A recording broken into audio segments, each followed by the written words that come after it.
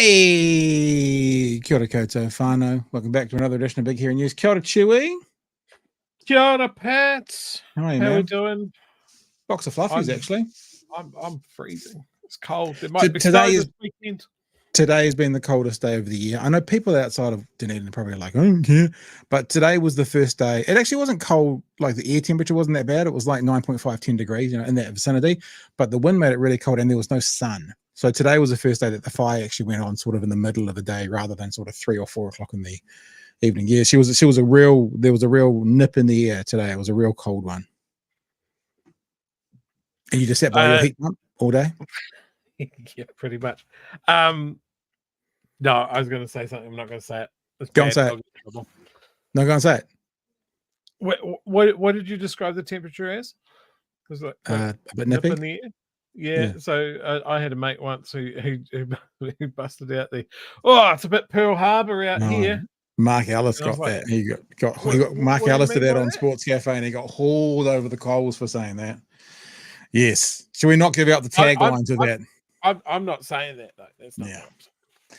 How's everybody? Hope you're all good. Yeah, interesting show tonight. We want to open up Discord. So Kiwi Skirt, if you're out there looking after all the whānau in the chat, you can get the Discord address up there a few times. In fact, I'll get into the live call-in room right now, because I think when I go into the call-in room, if you're on Discord, then you can hear us as well. I don't know how it works.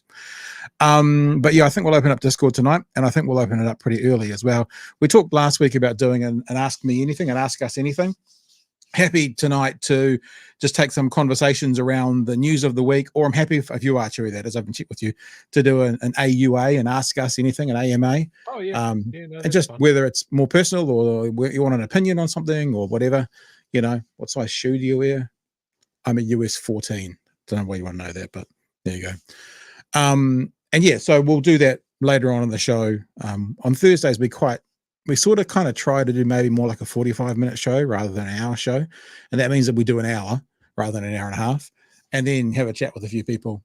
So the AMA, the Ask Us Anything, it can also be on the chat though as well, but don't fire any questions at us just yet. But when it comes time to do that, if you've got a question you want to ask specifically, we can take some on the chat as well, because we can just read them out ourselves. There's one little thing I do want to talk about. It's it's not really controversial because we're not making any accusations. But I've been getting tagged in quite a lot of TikToks in the last 48 hours, questioning the idea of David Seymour using his Snapchat to communicate with teenagers left, right, and center. Now, make this really, really clear. The first thing I've done on TikTok, TikTok, the very, very first thing I did was I said, this is not really a story until I see evidence. If there are so many people out there who are saying this has happened, then it should be very easy to get a screen grab. Now, I know that people are going to say, well, Snapchat, you can't do screen grab. This week you got like this. You get one phone and you take a photo of the screen of the other phone. So I don't know. I'm really just addressing this because there's been numerous people from within this community who have been contacting me and tagging me saying, hey, have you heard about this? What I would say to you, what I'm telling you, how does he say it? How does Luxon say it? What I will say to you is that what he says? And I think I've been perfectly clear. Yeah, is that I've seen no evidence of that. But it's fascinating that there are a lot of people doing it. I also know, I know because I've had people communicate with me, that News Hub is looking into it. So whether it is or isn't something, whether it's nefarious or not, whether it's, Seymour trying to get in contact with the next generation of voters and someone else in his team is, hey, well done at rugby, trying to do that. I don't know, but there's an interesting there are some accusations at the moment, and I'll say it again, which I've seen absolutely no evidence for. I actually contacted David Seymour's people and said, we're going to talk a bit about this tonight. I'm just going to bring it up. I'm going to say that I haven't seen any evidence, but if he wants to get ahead of it, he's more than welcome to come on. Didn't hear anything back. Also didn't hear anything back, just so you know as well, from Mark Mitchell's team talking about coming on a panel to talk about gangs. Of course, with Harry Tam would be the other person on the panel. So yeah, this is par for the course. But yeah, I think it'll. They say there's no smoke without fire. I don't believe that, right? Because I actually think that the more likelihood is that it's being blown up out of proportion, because there are tons of people saying, yeah, me too, but not one person go, here's the screenshot I took. You know, when you get a little tidbit that you kind of go, I just, you know, there was that conversation with one of the Te Pāti Māori, the young MP from Te Pāti Māori, talking people coming to her door and people doing this and people doing that and, you know, getting on her property. They also said that they had cameras all over her property. And I just went, well, show us the video footage. I never saw any video footage of someone coming up, but they said that there was cameras all over her house. And and I'm not making any accusations there either, but when there's a pretty easy solution to it, like 1,000 people have been contacted, not one of them has a screenshot, you know, people have been approaching my house 40 times a week, not the single video is going to be released. I'm just a bit like, well, I need more. I just need a bit more to before I will go down the path. I would absolutely love it to be true, for obvious reasons. But exactly as you're saying, like, you have to be fair. We don't like it when it happens against people on our side of it. It's shady when it happens to anybody. If it's true, fucking hell, I'm gonna eat out on that for weeks. Yeah, but it might also be true and not nefarious. You know, there's not necessarily. I haven't seen anyone say anything that was communicated with a teenager that's really untoward. Lots of people saying, "Oh, it's really creepy," but not like, you know. Well, that could be literally any interaction with David. Yeah, but you know what I mean. I know, like DIY says it's. Yeah, it's a red. Yeah, he says it's a red flag. You're right. If it was the case, it could be a red flag. But I am yet to hear. I'm yet to hear anything incredibly graphic or, you know, revolting, and I've yet to see any evidence. So I wanted to put it out. I wanted to put it out there during the show because there are several people in our chat right now. I haven't seen their names, but I know they're in our chats my site, who have already messaged me and tagged me in TikToks and various things. And it's just like, we'll just wait and see. We'll wait and see. Yeah, like it is, someone's just written hearsay. That's exactly what it is right now. It's hearsay. Yeah. You know, theBISH got slapped for something similar. And I don't think that was nefarious. And I thought it was ill considered. Yeah. And someone in his position should fucking know better. The optics on it was terrible, and the chance for that to go south in a big way, it is huge. For this, you know, like, he hasn't even got the fig leaf of believing that the teenagers should be able to vote.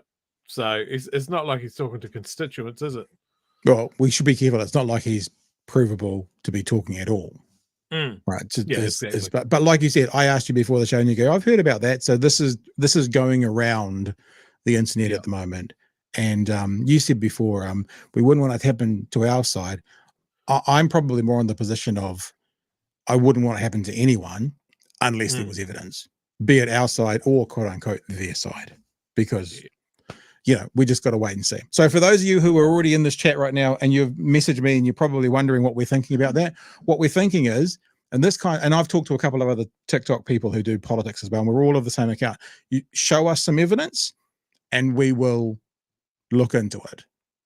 Don't show us evidence, and as someone said in the chat, it's hearsay. And I mean, this is not the reason, right? But ACT has deep pockets and powerful lawyers as well. So if you haven't got all your ducks lined up and your T's crossed and your I's dotted with an actual accusation, you're in for a bit of trouble as well. So just for you guys that were wondering, because I know there's a few of you out there, that is the situation. Nothing to see here until there's something to see here at the minute. Yeah. Let us just, I can see there's already people in the waiting room. All right. So we'll let that go. I'll let Kiwi Skirt put in the chat the address for the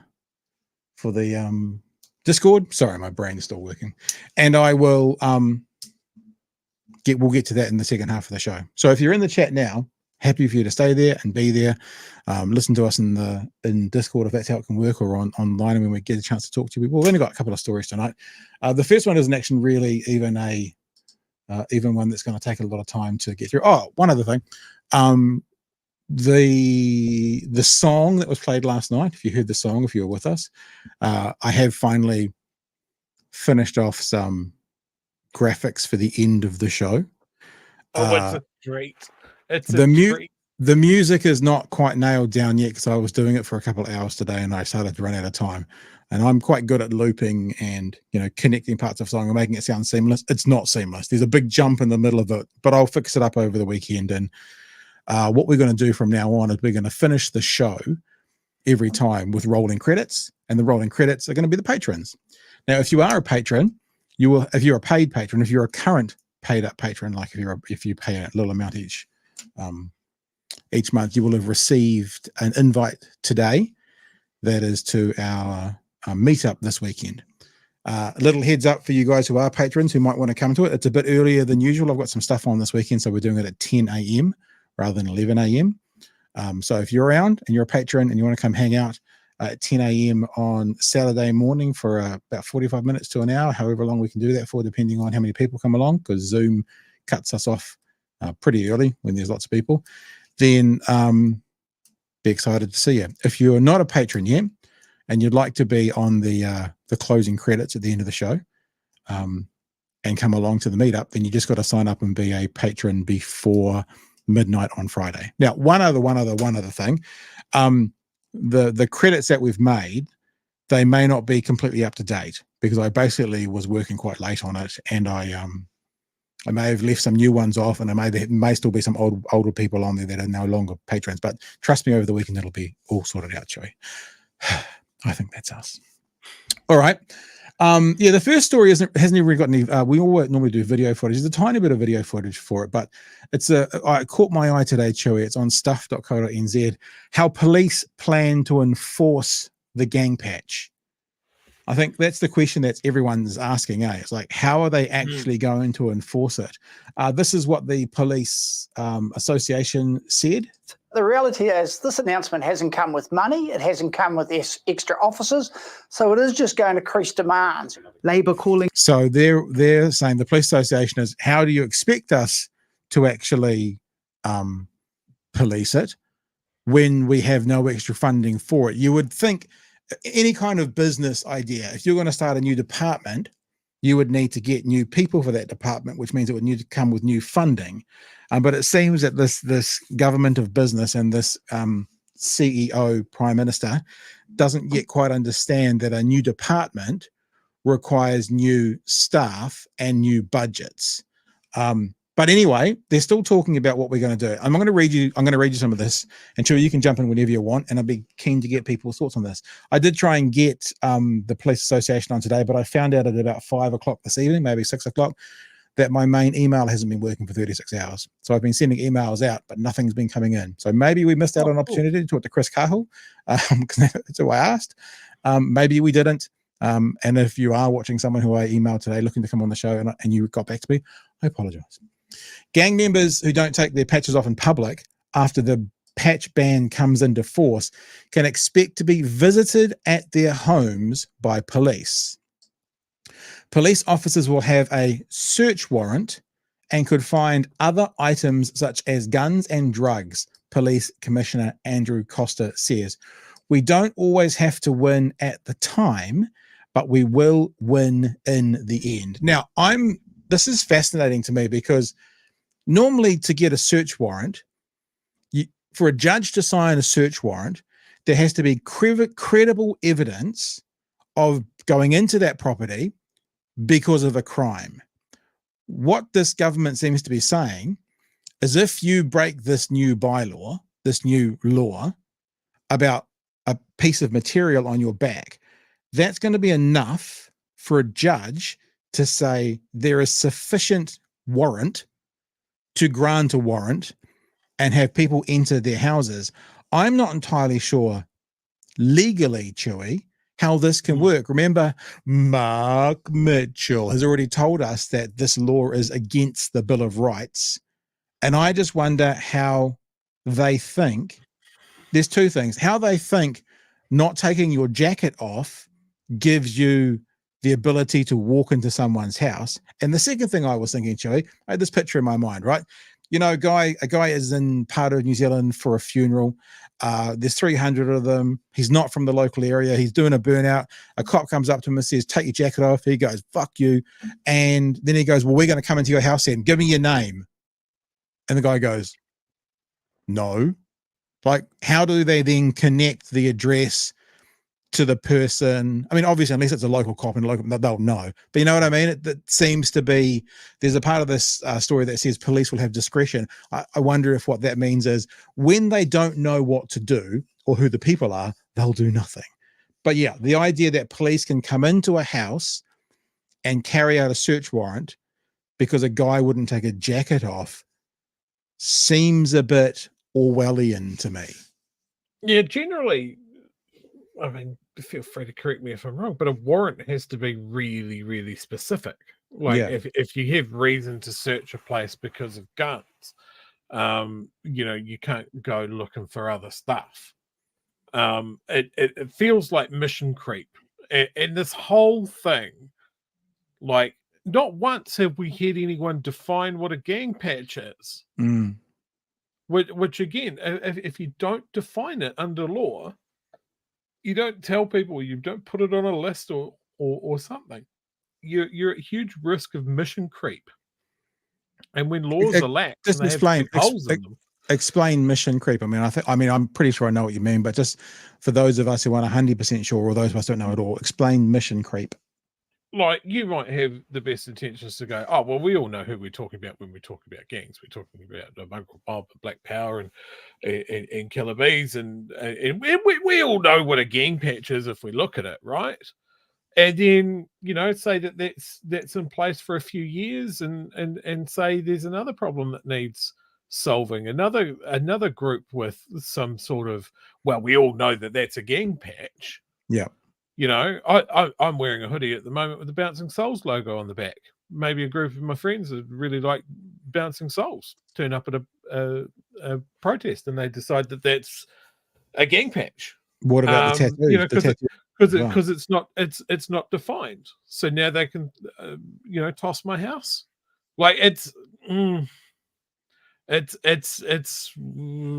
too loose. I do think.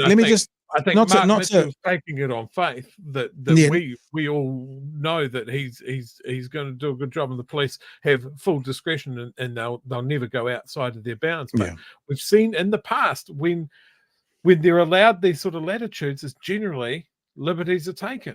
The police have not always got it right.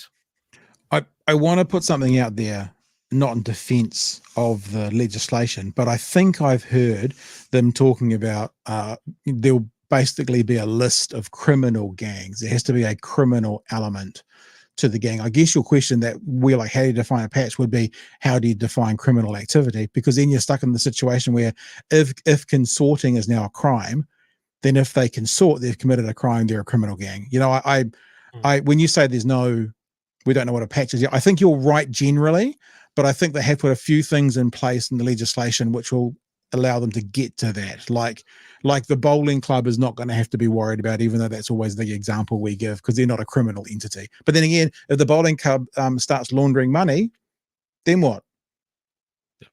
I mean, my mind also goes back, like, if you look at what happened around the Uruwera raids, right? They wanted it to be an anti-terrorism thing, so they tried to tie it together as a terrorist cell.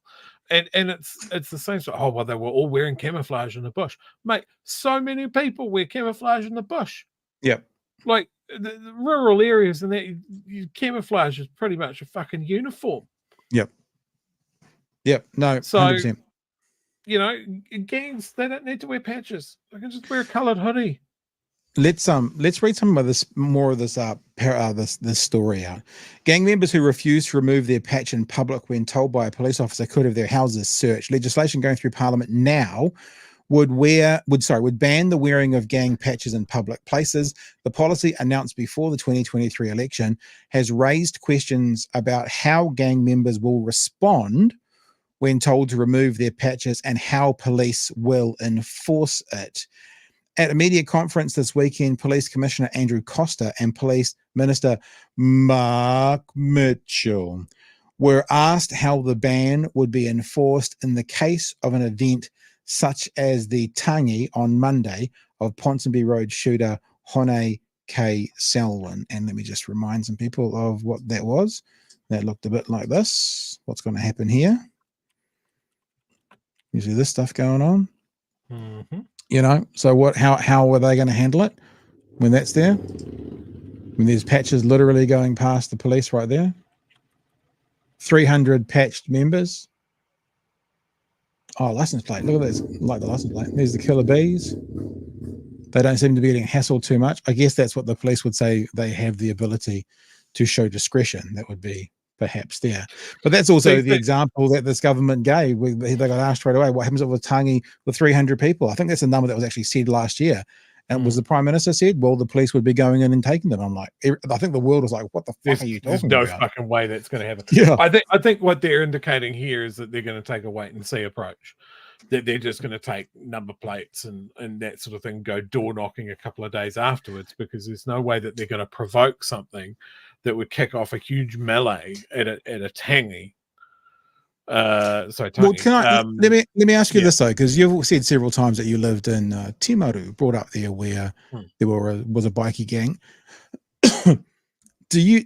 Because I wouldn't think that license plate would go back to the house of where the guy lived. That's the first thing. I mean, does it? I mean, is that your experience of knowing? You know, you weren't a part of it, but outside, is it like, oh, look, they're from number 14 Main Road, or is it? I would think they just have fake addresses, or to the motorcycle club would be the address for all of the bike or something. Depends on how the different clubs do it in different ways. Sometimes they're registered to the club. Sometimes they're registered to the person. But I think it's not just a case of looking up in the registration database or anything like that. It's like the cops do keep an eye on the gangs. They do have intelligence. They have someone parked outside taking photos of who comes and goes. They put together an idea of who's in the gang. And I mean, this is I've seen it mentioned in a couple of stories today. They got comments from someone who was gang liaison officer, and he was going, well, we got great results because we know who's in the gang, and we talk to the gang, and we ask them, you know, that sort of thing, and they might bar up, but then we go and ask them, you know, later just to pull their heads in, and that's the slow gaining of trust between police and the gangs to get a result. Not sexy, doesn't get votes. Yeah.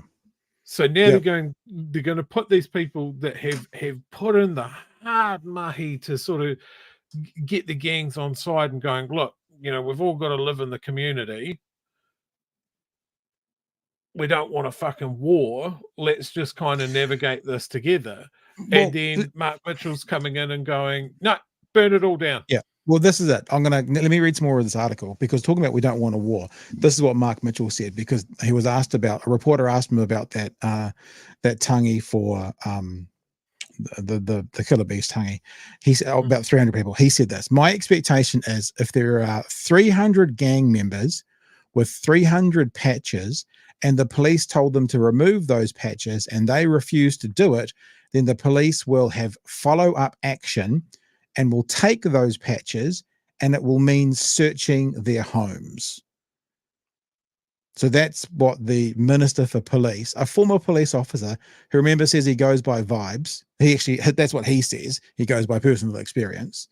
Gang members hate having their houses searched. There's normally drugs and all sorts of stuff in there, and they don't want it to be discovered. You're talking about a search warrant as well. Normally it's quite narrow in scope. Like, there's a thing called the plain view doctrine in American policing, so that if they're standing next to your car, they can't enter your car. But if they see a drug paraphernalia through the window in plain view, then they're allowed to enter the car. I think search warrants in New Zealand, if they find a secondary crime, they're allowed to acknowledge it within that, but the parameters are narrow. So they talk about going in and taking the patches off them at their home. So therefore, once again, let's say gang member X knows that the police are coming to take his patch and he hangs it out on the washing line and they take the patch, then what? Very narrow scope, no plain view, all the blinds are pulled. It just, what it seems to me like, it seems like this is a continuation of bumper sticker politics, a continuation of what we got told by Chester Burrows as good headlines, but poor policing and poor policy. That's what it feels like. And it feels like Mark Mitchell is trying to be a big swinging dick. And it honestly does. It feels like he's trying to go, well, we'll just take all 300 of the patches off them, as he sits on the 9th floor with his prime minister in his new $50,000 office. And the 19-year-old new recruit is now facing a line of 40-year-old gang members going, could I please have your jacket, sir? It reeks of bumper sticker politics. Yeah, absolutely. Yeah, it's a nothing. It's either going to kick off something really nasty, or it's just going to be that the police are going through the motions and going, oh, look, it doesn't work. We don't want to burn down the relationships that we've built already, so we'll just try and keep on keeping on. I wonder if it'll be a bit like the Māori names for departments. So many departments are just ignoring it, and the government, the national government, seem to be going like, yeah, that's fine. Whereas obviously ACT, New Zealand First, are kicking off about that.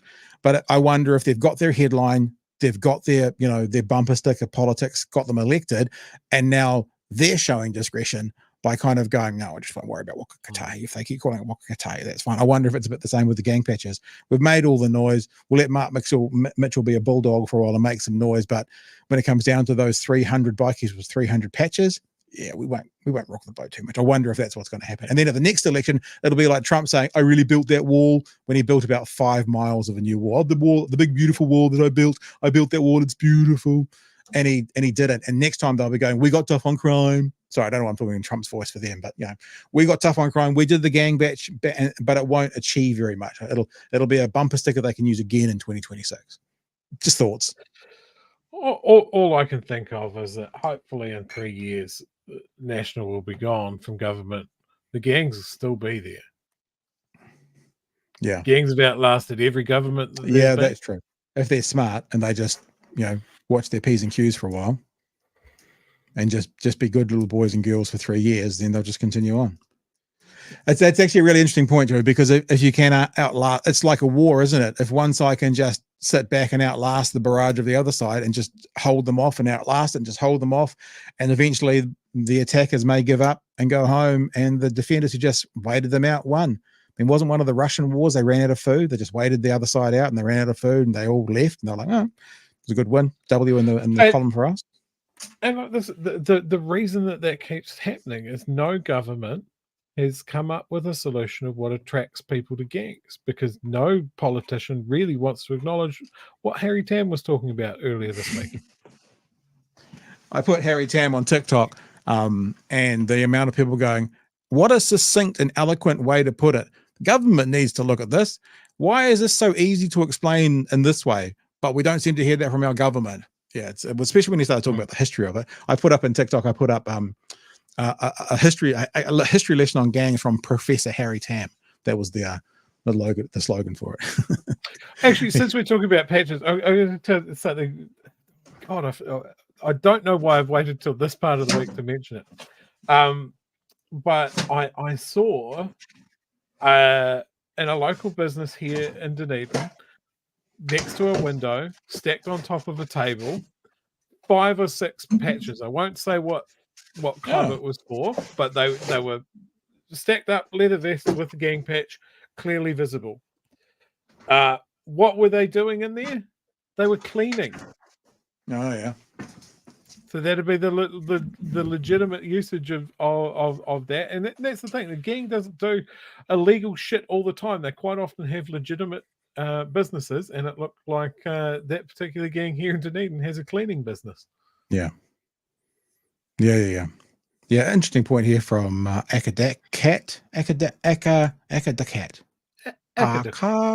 It's not a matter of them minding their P's and Q's, Pat. This government is saying we will change the laws in order to make you guilty. Yep, fair enough. I guess I was being a little bit Pollyanna when I said that. I was just kind of thinking if they keep their heads down as much as they can, ride out the time, and then go back to what they were doing. Although if someone hears me saying that who is a National Party supporter, their reaction is going to be, yeah, just wait till Labour gets back in and then start running the streets again. That's not what I'm saying, but, you know, we'll see. All right, let's go on to the next story at the moment. And look, I'll just say this again. We're going to open up Discord tonight. Let me just go and bring this across and show people who haven't done it before. There's actually about 300 people in our little Discord. I feel like I've got a new job now. Like, you guys know that we sort of run this on the smell of an oily rag, and we don't have enough. We're getting to a point where we're busy enough that we need help, but we don't have the income to pay for that help. So we just don't do some things. And one of the things we don't pay enough attention to is the Discord. Because I mean, look at this. I came in here today, there was like 100 new messages just from today. People are getting in there and having great chats. So if you want to have a chat with us tonight, as long as it's working, look, we're already getting full as a bull. You jump into Jesus Christ. I know. He's not there, is he? Crumbs, that'll be a good chat. He'll be first if he is. If you want to come and have a chat, just jump into Discord and head over here to the waiting room. Sometimes people get into the live stream chat. If you're in the live stream chat, I won't pull you over. If you want to be pulled over, it sounds strange, doesn't it? If you want to join into the conversation, then wait in the waiting room. And yep, depending on how many of you there are, and there's about 14,000 at the moment that I can see waiting there, will depend how long you've got to chat. So have a think about what you want to talk about. 3 to 5 minutes each, and we'll do that after we've got 2 stories to go, and we'll do this one now. This is another really quickie actually, and then we'll just get to it as quick as we can. See, look at that, Chewy. We say 45 minutes. We're at 9:30 already. We haven't even really started yet. Standard. I know. Standard. Kieran and theBISH on breakfast. Oh my gosh, I pushed the wrong thing. Obviously, there we go. Kieran McAnulty and theBISH on breakfast. Sounds like a terrible breakfast show. Kieran and theBISH. McAnulty and theBISH on Wide 105 FM. Really, there's only one point from here I'm interested in talking about. So it's one clip. We'll play it through. And it's really simple. The government is saying it's going to be a no-frills budget. Economists countrywide are saying you should not be doing tax cuts. It is terrible for the economy right now, especially when we're trying to get inflation down, et cetera, et cetera. The government is saying, I don't care, we're doing them.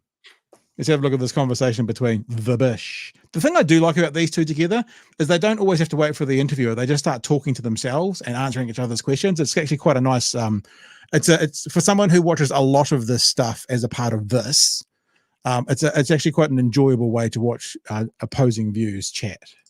Economists have called for restraint with this budget, and yet you're still looking at lowering taxes. How do you justify that? Well, it will be a budget of restraint when it comes to government spending, and you'll see that in the budget. We've had to make some very tough decisions. And it is a back to basics budget, as the Prime Minister says. It's no bells and whistles. We've inherited a very tricky financial situation, big spending of the last few years, and big increase in debt. The economy is not doing well, and we've inherited all of that, and we've got to turn the ship around and get the country back on track, as we say. So that's what you'll see in the budget. Kieran, we've got economists and everyone else saying to the government, don't do this, don't do this. Why are they not listening? Daniel Faitau kind of fell off the end of that question. Why are they not listening? What the fuck? Yeah. Well, I think in part because the finance minister has literally staked her career on this. She said that she will resign if they don't do tax cuts. So they have to find a way to make it work, but it's not going to work. And so we've got to look through the lines. They're well rehearsed and they're well set up and probably well researched, but I don't think they wash. When economists are saying, do not cut taxes, that this will make inflation worse and make the economic issues that we've got at the moment last longer, the government should be listening. Yeah. And also we know that any impact of tax relief is not going to cover the costs that have been imposed on people since this government came in, like free prescriptions going, for example, and free public transport for certain people. That's now gone, and families are going to have to make that up in their budgets. The tax cuts won't cover that. So they're still going to be worse off, and they're going to impact the economy, according to economists. So it makes no sense no matter what way you look at it. I just want to be really clear. We campaigned on tax relief for New Zealanders. This is it, right? 14 I shouldn't years. have interrupted that. That was go back, because this is the point that he makes, and he basically says, well, we're doing them because we said we'd do them. The economy, according to economists. So it makes no sense no matter what way you look at it. I just want to be really clear. We campaigned on tax relief for New Zealanders the first in 14 years. That was a centerpiece of our election campaign. We intend to deliver that. And if we weren't delivering that, Kieran would be on the show saying that the National Party had broken a promise and that they couldn't be trusted and they should never put them in charge of the Treasury benches again. So I mean, that might be true.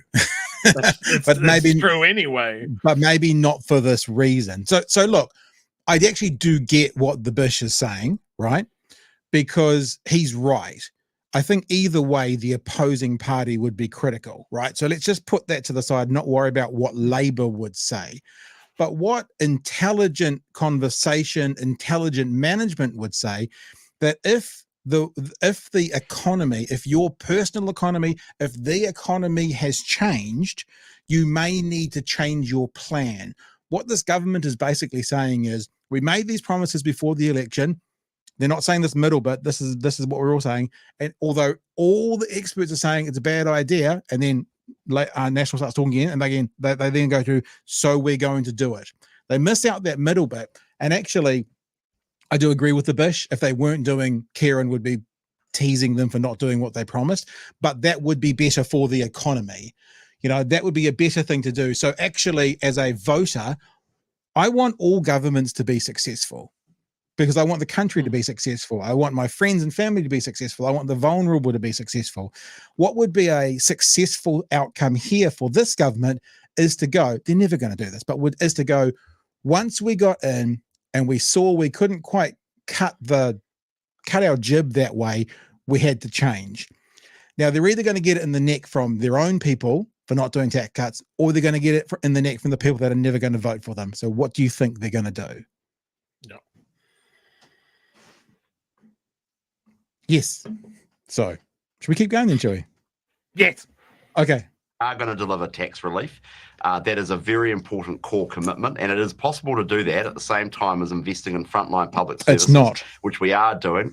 It's not. That's what the economists are telling you. It's not possible to do it. And without borrowing for tax cuts, and you'll see all that revealed. And that's horseshit as well. Look, we'll keep reminding. They've already other things. Yeah, they've already told us that they're borrowing for basic needs. Okay, so therefore, if you weren't doing the tax cuts, would you have to borrow for basic needs? And the answer is no. So they're borrowing for tax cuts. For weeks. What I'd be saying is they've seen sense and they've realised that they shouldn't do it. And Of they're course. not doing it. And that's exactly what they should be now. Taking a breath, listening to what they've been told, and actually not going through with something that's going to make the economic struggles we're in at the moment worse. Yep, there you go. Now, would he be saying that? Probably not. Let's be honest. The opposing side always tries to take the government down a peg or two. But what he did just say then is actually true. And it's not even a consistent narrative from National. Like, they've gone, we can definitely do tax cuts. We can definitely do tax cuts if you vote us in. We're here now, we're going to do tax cuts. And then, oh my God, we didn't know what a horrible situation Labour left us in. They could even make political points off this. Yeah. They could go, look, we can't deliver tax cuts this year because the books are so bad. There's no other way around it. Sorry, guys, next time round. And that would shield them against any criticism of Labour, because they could just turn around and go, but this is your fault that we can't do it. Yeah. Like, they that's easy. That wouldn't be true either, but they could say that. It'd be a better narrative. Of course they could. And it's like, oh, well, we don't want to lie to the constituents. Fuck off.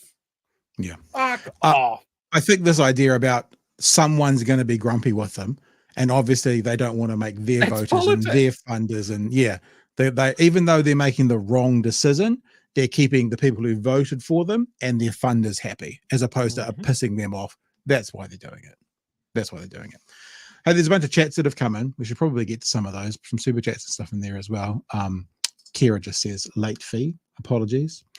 It's in the ballot. Says Nicole McKee wears camo when she is hunting with her rifle. She talked about how she would go bush for a few days to fill the freezer with deer. Yep, that's like the people in the Uruweras. So, yep, she might be a terrorist, according to what we were saying. Mr. Arvid says, basic budget by a basic bish. That's very good, actually. Who's my basic bish? It might be a t-shirt there, basic bish. Ian says, thank you for the super chat, Ian, and for Mr. Arvid as well. Regarding National Act New Zealand First, it's funny how people do the acronym. I do NACT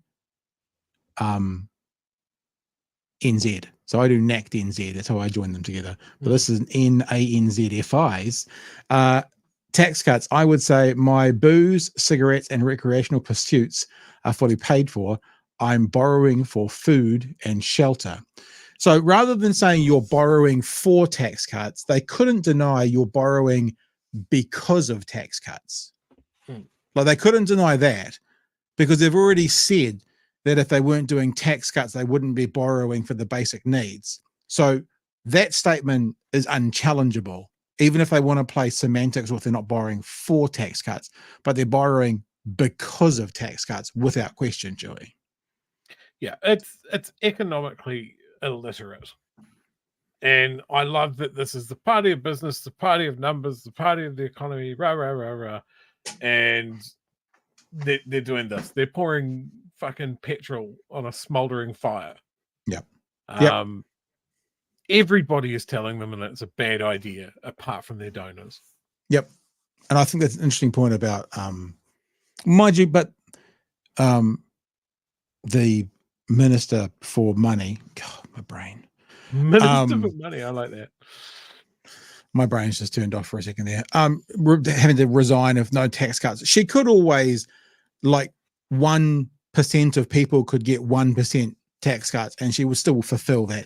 So although I like the idea that, when I say I like the argument that she's only doing it because if she doesn't, she's going to have to resign. She could actually get around it numerous ways and still not have to resign. But, you know, it's still something to put out there. Citizen Gold, they quote, blame Labour, drink for everything else. Yep. There you go. All right. Now, listen, we're going to go to Discord next. So if there's already a bunch of people in there, so we don't need to tell too many more people to come in there. We're going to be here all night. But if you want to jump into Discord, remember, we're happy to do an Ask Me Anything or Ask Us Anything or talk about the news of the day, stuff we've talked about. But just so you all know that are in chat right now and Discord right now, it'll be sort of 3 to 5 minutes each. And we'll just we'll follow your lead. Tight, bright, and out of sight, as they used to say in radio in the 80s.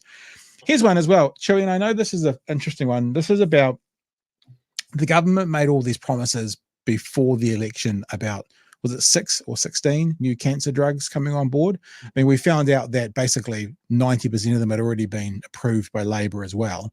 But there was a few, I mean, you can't really argue more cancer drugs. Good thing, good idea, right? Except there are people now going, hey guys, what's happening with all these promises around treatments for cancer? And there's an exclusive here from News Hub, which is a pretty sad story, but let's get into it. She's just 69 years old, but already the clock to death is ticking loudly for Jeannie Lauti. She can slow it down, but it costs a lot of money that she doesn't have.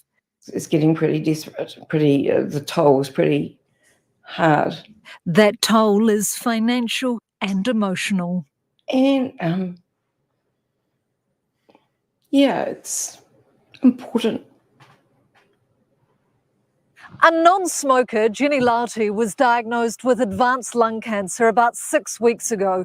She had a cough and thought she had long COVID, but a CT scan following an X-ray revealed the devastating news. But the actual moment when she said you've got advanced lung cancer, it's not curable and we can't do surgery, we can only offer treatment, that was devastating. First tablet. The best treatment for Jeannie is osimertinib. With it, her life extends up to 3 years. Without it, it could be over in months. First of many. First $10,000. But it costs about $100K a year for a full cycle. Health insurance only covers $10K, so Jeannie must stump up the rest. It's an expensive drug, but it does have far better. Isn't this why you want to be rich? Like, I think about this sometimes. I remember watching one of those, undercover bosses, And this undercover boss found one of his workers and he gave his worker 10 grand because he was such a good worker. And his worker burst into tears. I mean, you've changed my life and my children's life and we're going to be able to survive now. And I went, for fucking 10 grand? Is that all? Your life can be turned around like that for just $10,000? I watch these stories and look, I don't want to be covering the ass of fucking the government not doing their job. But isn't that we talk about sponsors and funders and Wanaka bolt holders. Don't you want to be able to go, look, here's 270K. If it comes through, that's fine. If it doesn't, you're covered for the next 3 years. Isn't this the reason? Isn't this the reason to have money? Like, honestly, isn't this the reason? Anyone who wins 23 million this weekend, this is the reason. You know, support them. Yeah. Anyway. I imagine someone with a huge hoard of money sitting down watching TV and seeing this and going, oh, this is terrible. If only someone would help. Anyway, pass the bonbons. Mm. All right. And also I need to point out that this is the sort of person that Damien Grant would demand that we leave out in the snow. Yeah, true. For nature to take care of it. It's not the state's role to keep people alive. Yeah. Yep. All right, here we go. Outcome, both in survival level and in the quality of life that you get from it, because there's far less side effects. The drug is among the 13 cancer treatments that National promised to pay for in the lead up to the election to lift survival rates. Here's Christopher Luxon then. I don't want New Zealanders leaving the country. I don't want New Zealanders mortgaging their homes. I don't want New Zealanders raising give a little pages. So if we can access those 13 cancer treatments, that's a good sign. But fast forward to today, and here's the problem. Jeannie has a give a little page. Her house is being sold, and she's withdrawing her KiwiSaver to help fund the medication. I'm really disappointed. We asked the Prime Minister, will the drugs be in the next budget? Again, you'll have to wait for the budget, but we are committed to that. We've just still got a lot to work through as we go through. So this woman who's got weeks to live, she'll find out in 3 weeks from now. Fucking hell. I mean, if you have any substance, if you have any heart in you, supposed Christian, you'd pull that reporter aside afterwards and you'd say, off the record, so you can go straight to her, this is what's happening, off the record. Bet you we didn't know, the fucker. I mean, honestly, again, this is what's money for. This is what supposedly good religions are for as well. Helping people, looking after the vulnerable, looking after those people who are in need, putting others before yourself. Fucking that'd asshole. be the independently wealthy millionaire. You're right. Keep going. I'm not going to talk about what's in the budget. Christopher Luxon talked a very big game in opposition. He's still talking a big game now as if he's still in opposition. He isn't. He's been Prime Minister for 6 months. That's actually this is just what we've said tonight by chance. There's still legislating bumper sticker policies. They're still talking like that as well. It's a well, look, I know that we sit on the left, and I'm not necessarily saying he's our guy, but he's on our side. You know, he's in our team. But that's a very fair point. Like, fucking get into it. Now, I think New Zealanders want to see him delivering on the promises that he made them. Jeannie Loughty wants the government to take a leaf out of Australia's medical book. I believe that in Australia, a pensioner only needs to pay $6.50 a month for this drug. Wow. With the end of life nearing, she wishes she could focus all of her attention and energy on her grandchildren, something she says is priceless. Amanda. Yeah, so sorry if I got a bit shouty there, but it's just pisses me off, you know? Like, you become a public servant to serve the public, not to go, whoa, just wait and see. Maybe she'll live, maybe she won't. Wait and see in the budget. It's just fucking awful. And like this is the thing when we're talking about, you know, pensioners and people that have spent their entire life paying into the tax system.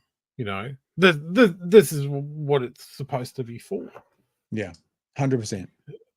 You know, that's a hard thing. That's a very emotive story, and it's just like, well, what value do you put on someone's life? Damien Grant would put nothing on that woman's life.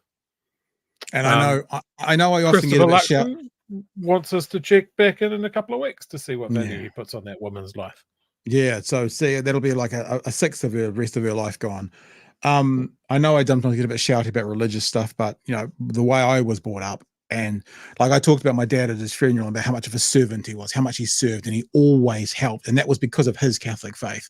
So I've seen. Look, I'm not standing up for the Catholic faith. I know that they're speaking of kiddie fiddlers and stuff out the way, but that religion that follows that dude who says look after the widows and the orphans done correctly doesn't lead to that kind of outcome of just wait and see. It's not. It doesn't. It just doesn't. It pisses me off. Yeah, but before we dip into Discord, I just want to have a little shout out for my mate that I was talking about before. Yeah. Go. Cool. So since we're talking about cancer, this fine gentleman, Dunedin local Mark Baxter, is doing an absolutely insane thing to raise money for the Cancer Society this weekend. That little scooter that you see in the foreground, he is riding that over the Southern Alps. As you can see, Mark is not a small or young man, so it should be quite the adventure. So he is fundraising for that at the moment. What part of the Southern Alps is he going over? Arthur's Pass? Do you know? Jeez, what a weekend to do it! It's going to be freezing.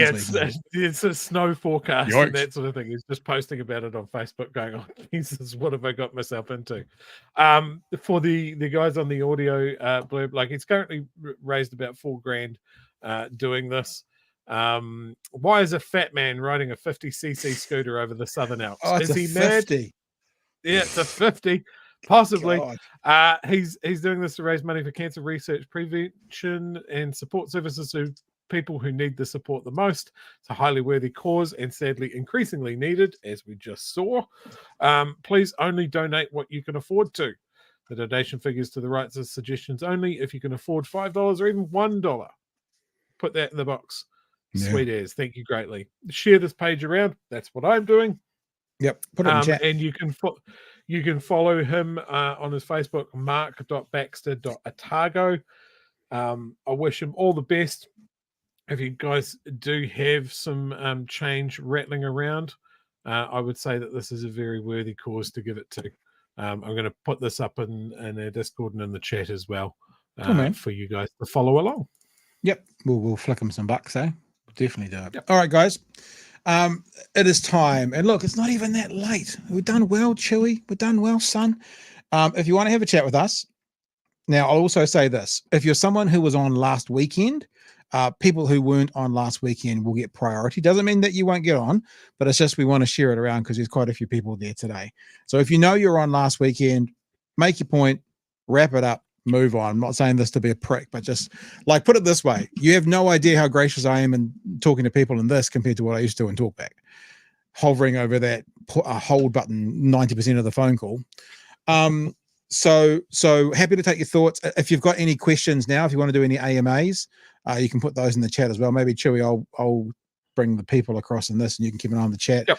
And we'll stick around for 20 minutes or so and have a chat with y'all if you want to have it.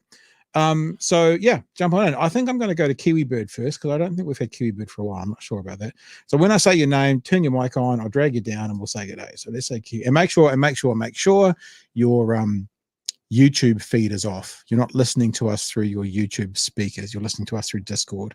That's a reminder for everybody. Kiwi Bird, can you hear us and can we hear you? Yep. I'm not suffering from leftist audio, am I? No, you're all good, man. Okay, fantastic. Yep. G'day, guys. G'day, chat. Good day. Hey, I've been a fan of you for a while now. Did you guys know that I used to be a supporter of the ACT Party? No, I don't think so. Oh, okay. We'll just cancel all those other calls. I think we're here for the next half hour. Sorry, strap in. No. I'm not pro cancelling. No, tell us your story. Yeah. So growing up as a young lady, I got swallowed into the kind of like the alt-right pipeline, right? Like, the whole small government bullshit thing. And then I got a job, as you do when you grow up, and I had a libertarian boss and realized, holy shit, classical liberalism sucks ass. So I became a libertarian socialist. Oh, nice. And that's where I am today. Libertarian socialist. So give me what? Okay, so we're doing an elevator pitch. You've got 14 seconds as we go from the 4th floor to the ground floor. Describe libertarian socialism for me. Okay, So workers owning the means of production, Yep. that's the first thing. So that's in line with socialism. And then you promote small government, which is like your councils and stuff. So you give them a bit more of the tax money and the rates for them to have a bit more autonomy over stuff. So that's what we mean by small government. Now, David Seymour doesn't know what the fuck small government means. Agreed. He thinks small government is big government taking money and then sitting on their ass and doing nothing with it. You're supposed to invest that money back into local communities. Yeah, you dipshit. Sorry, I just added that bit on the end for you just to help out. So I just wanted to be that libertarian that's like, yeah, I'm going to school you about what libertarianism actually is supposed to be about. And I get really triggered when I hear these kind of more right-wing libertarians running around saying, oh, it just means we just sit on our ass and do fucking nothing. It's like, no, bro, it means you've got to invest it back into the community. That's what you do with the tax dollars, and you're doing fuck all with it, and you're wasting everyone's time. Hey, let me ask you this. I said when we talked about, what's his name again, Chewy? That guy on that podcast. I always forget his name. He's got a title. Oh, what's his name? Twice convicted fraudster, Damien Grant. That's the guy. I said it's very hard to find a poor libertarian if there are any. You're not quite a libertarian, but does that statement ring true or false to you? Yeah, I am on supported living because I have a disability. I got smashed up in a motorcycle crash a few years back, and I have neurological pain as a result of that. So my ability to work is limited. But yeah, guys like Damien Grant do my absolute head in because mutual aid is a big part of libertarian socialism. So because we live in a capitalistic society, right? You need to do wealth redistribution because people are not earning enough money through their jobs. They're just not. They don't own the means of production. So you need to distribute that wealth into public services. Yeah. Yeah, really interesting. Hey, did you just phone up to tell us that, or did you have something else as well? I have heaps of things to talk about, but I think I'll just leave it there for you guys. Yeah, we'll talk to you next Thursday, eh? Yeah, sounds awesome, fellas. All right, Kiwi Bird, thanks for your call. Are we still saying that, Chewy? Call? I don't know. Thanks for your Discord. Eeny, meeny, miny. Oh, there's a name I don't recognize as well. Is it Gemma or Gamma? I think it might be Gamma. My eyes are that old. Are you there? Gamma or Gemma? You are on with Pat and Chewy. Say hello or we'll hang up. Gamma, 3, 2, 1. You go and try and sort your mic out there, Gamma, because I think it's your end, not ours. What about this one? We'll try JK because we know JK works. Just saying, JK, you there? I am indeed. Yeah, Kia ora all. Kia ora. What's up? I'm actually quite pleased that I'm next because I just had this information that I've heard from a lot of people that Seymour is an example of the worst sort of human being. Got him! I heard that somewhere too. I'm not sure where I've heard it, but I've heard it somewhere. Yeah, it's quite a common saying I've heard. Anyway, I'll let you be. Oh, there you go. The gold. That's the Costanza theory again. There, Chewy. You say the best joke and you walk out the door. Off you go. Let's go to Sam Summers. Sam, turn your mic on. Say hello. Oh, what happened, Sam? Disappeared. Did you disappear yourself or did I disappear you? We'll put you back again, Sam, and see what happens. Turn your mic on, say hello, Sam. No, Sam's jumping back into the other waiting room for some reason. He must be doing that himself. Oh, so we'll go to Planet Walk. Planet Walk, we may even see Planet Walk because Planet Walk sometimes puts on the camera. Ahoy, hoy. Ahoy, hoy, Planner. How are you? Ahoy, hoy, indeed. I'm doing well. Yourself? Marvelous. Couldn't be better. Well, I could be, but I'm okay. I'm doing all right. Yeah, I mean, I think we could all be better in one way or another, but you know. Yeah, hey, Planet Walk, have you still got my camera? I do. Okay. All right. I still need to give it back to you. Okay, we can talk about that later on. I just thought about that the other day and I was like, is Planet still got? Okay, you do. Anyway, that's not what you've called in about. What's up?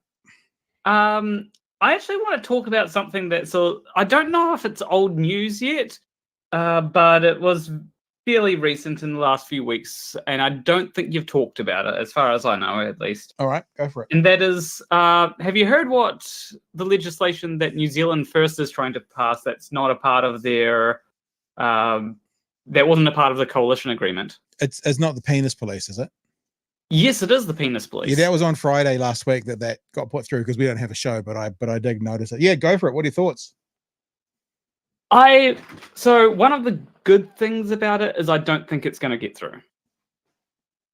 No, I think that National and potentially ACT will, at the very least, be like, "Nah, this is unimportant. We're not going to vote for it."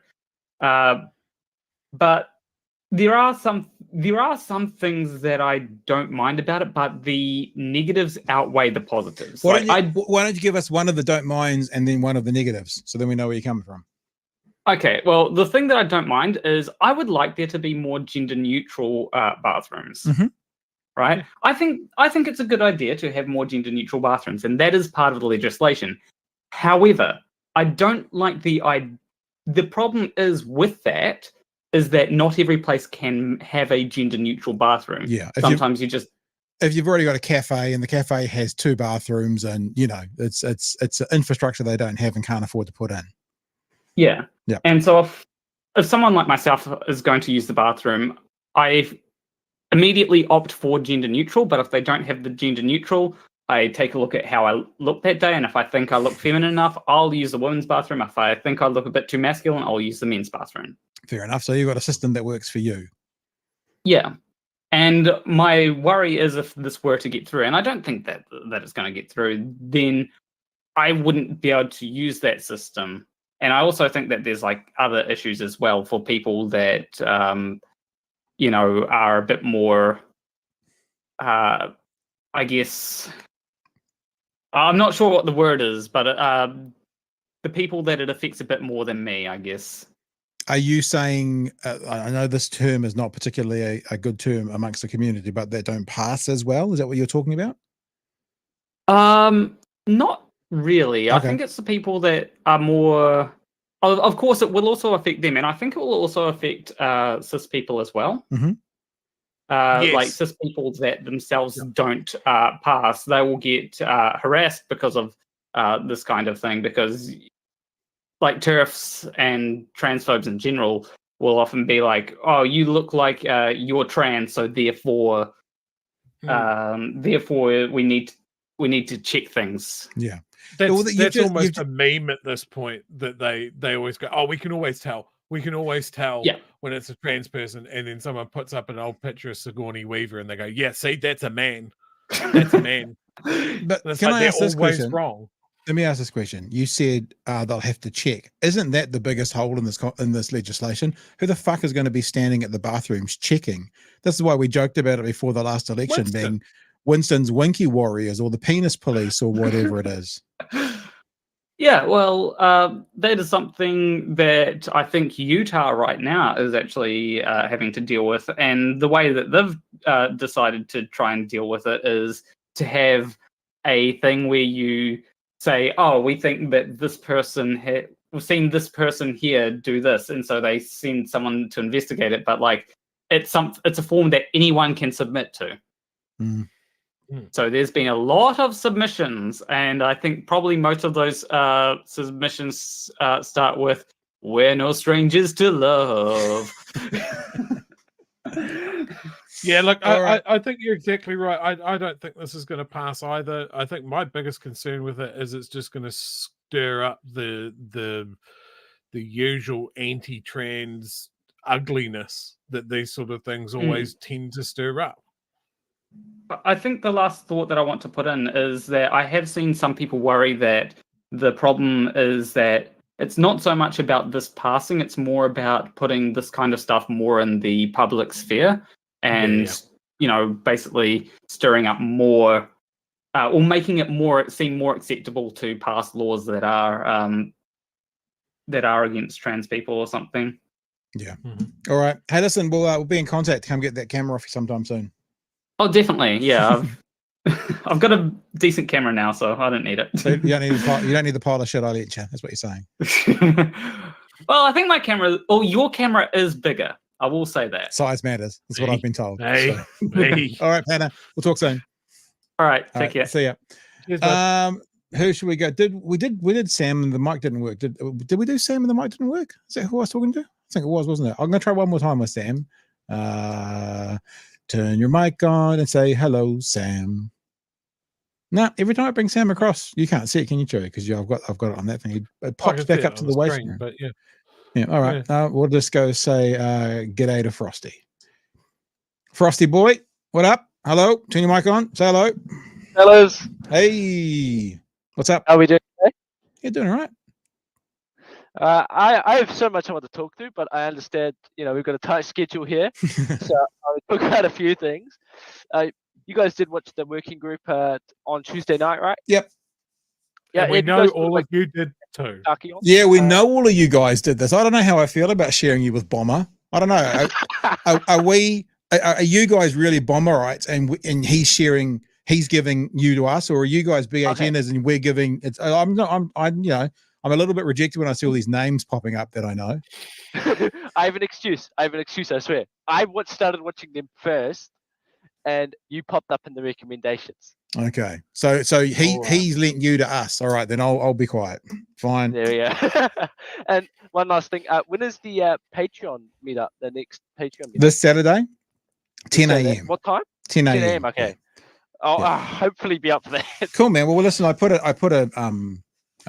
direct message out to everybody today with the link. It's just a Zoom.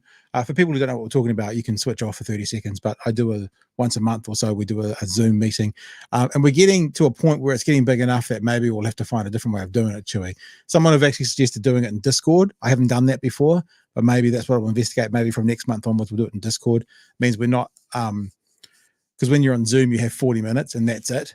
So maybe I'll get someone to educate me as how to do it in Discord, and from next month on we might move it. Discord's a great place to do it. Yeah. You can have as many people as you want in it. Yeah, cool, man. All right, well, hopefully we'll see you on. Look, this is very, very quick. Is there anything else you want to say briefly? One more thing? Oh, okay.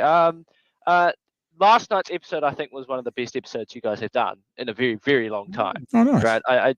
It's between that episode and the one about the Atlas Network with Dr. Jeremy Walker. Those are the two best episodes I think you guys have ever done. I just really appreciated the last night's episode. Oh, thank you, sir. You're too kind.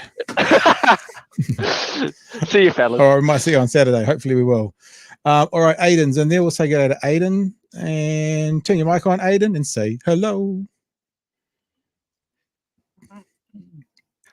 Hey, lads. How's it going? It's going all right, mate. How you doing? Yeah, not too bad, thanks. What's up? Hey, I know I keep bringing it up, but like I said, it's my biggest issue that I constantly have on my mind. Te Tiriti, and with all the movements that's kind of stirred up. It was very, very heartwarming to see people, finally trying to,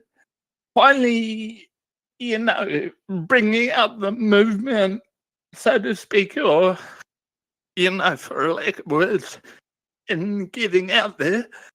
Something that keeps coming to mind is what you guys touched on when you had Nui come on, and it also they touch on it in the Hikoi documentary.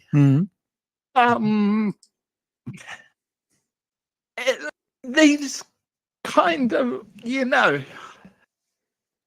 people only really come together when there's something that consequential, like 20 years ago, the foreshore and Seaboy. Yeah.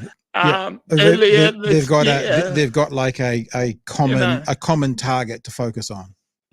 Yeah. And like earlier this year, when the discussions were starting to come up, you see all the Huis and whatnot, and they keep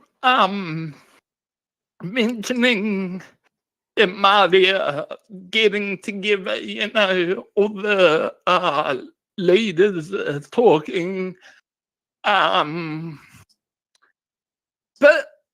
you kind of don't see the marches like you did at the start of the year, the meetings. I'm just wondering, what do you guys think is next? When do you think that? Because I know it's not the case, but the feeling kind of feels like it died down a bit. Like, So are you saying that the feelings died down of a focal point for everyone to look at? Is that what you're saying? I guess so. I mean, well, look, I think I know that's probably inaccurate. Well, no, I don't think it is, but I also think that there is a really easy opportunity to refocus, and I think that potentially, Chewy, this legislation to look at the, how we read the Treaty of Waitangi. In fact, last week when we talked to the director of Hikoi, the thing is, this could be the next foreshore and seabed, so there could be that refocusing. What do you think, Chewy? Yeah, I think so. I think whoever's organising it will choose their moment, and I think that is when it is going to be up for debate. Yeah, then there'll be essentially a show of force, just like there was with the seabed and foreshore. And I think, I think the appeal, or I guess the understanding, is a lot more broad now, not just amongst Māori. Yeah, I would certainly hope so. Yeah, and I think it'll be a really good focal point again. Hey, Aidan, thanks for calling in, mate. We love hearing from you, and we appreciate your thoughts today. Okay, let's go. We've got Sam still there. We'll try you at the very end, Sam, but if it hasn't worked so far, we might wait one more time to see it, because Alex also is in the chat as well. And Alex may be our last, he may be our second to last, to see if Sam works. Are you there, Alex? Oh. Yep, Yes, go again. Oh, Alex just disappeared. Oh, look at this tree. I'll show you what's happening. I don't know if I'm doing it or they're doing it. Now you can see the side. You see, I drag Alex down like this, and I put him there. I'm not touching anything. Can you hear us, Alex? I'm here. I'm here. Okay, good. We're with you now. What's up? Okay. We're not hearing you. I can. Yeah, we can hear you, but you're very delayed. Are you listening to us on YouTube? Have you got the YouTube turned off so you can hear us? Yeah, I can listen. What's happening? I just want to speak to your listeners on why I'm quite worried about the Cross Valley link. The reason is because our council, is the Lower Hutt City Council, is taking submissions on the funding of the Cross Valley link, and they want to start building in 2028. Yeah. And today when I was at the council submission, there were at least 2 submissions against the Cross Valley link, because people are wanting more information on the routing of where it's going, and also these worry about the time frame of it as well, because, and also with the government wanting to do tax cuts, I wonder how they're going to fund the infrastructure like the Cross Valley link, to be honest. Well, that's the exact question, Alex, when it comes down to any of these. How are they going to pay for? The biggest lie we're being told this year, Chewy, I believe, is the government saying we can't afford that $100 million whilst they're giving $3 billion back to landlords. So we're with you, Alex, on how are they going to afford these things. What do you think, Chewy? I think you just can't afford a gold-plated Cross Valley link when we could just get a good second-hand Corolla Cross Valley link. Isn't that how we do things now? I think so. Alex, thanks for your call, and I very much appreciate the super chats you've been putting through during the week as well. Now, each time Sam has disappeared, but let's try him one more time. And I'm looking in this view so we can see it better. See if it happens again. If I put him in the chat and I take my hands off it, and I go, "G'day, Sam. Can you hear us, mate?" Okay, we've managed to successfully get him this time instead of me. I don't know why it was putting me back on hold. Yeah, I don't know why either, but there we go. It's obviously how you're holding your tongue. What's up, Sam? Well, I've heard through the grapevine, because, in Wellington, you hear a lot of things in there. I've heard that the reintroduction of prescription charges will be at $10, and they're getting rid of the 20 maximum of 20 scripts per year cap as well. Now, I hope it's a rumour, but it potentially could be true, and another kick in the teeth to those who have needs a lot of medication to live. So, Sam, what's very important to me when we hear these rumors or these conjectures or these hearsay, now you don't have to identify the person, but where did you hear from? Where was the source? Like, what kind is it? Someone who's in the beehive? Is it someone who's in the area? What kind of credibility does the source have? Industry. From pharmacist. Okay. All right. Yeah. I would so think it's something that they've heard. I would think if a pharmacist has heard that, and if it was credible, and I'm not saying that it's not, more than one pharmacist would be talking about it, and it would be a news story. But I guess all we're going to say is I hope you're wrong. I hope I hope so as well. I hope it's just a potential option that was put on the table and was striked out. Yeah. But fingers crossed, you never know what could happen with this government. That's the problem there. You know, you can sit down there and have the worst option out there. It's like could be saying, sewage treatment plant. Oh, one option they've put on there, discharging the sewage untreated. They put that as options in long-term plans and that sort of thing for councils. Is it one of those sorts of options that was put on the table? It's the worst kind of green light thinking. Anything goes. Sewage into the harbour. Let's put it there. It's unlikely, but let's put it there. Yeah. All right, man. Anything else tonight? Got to say, the Order paper has got a fast track, approvals bill special on Monday, and I think Kiwibird, I'm very keen if you'd like to become a panellist. Oh, there you go. And how do they get a hold of you if you want them to become panellists?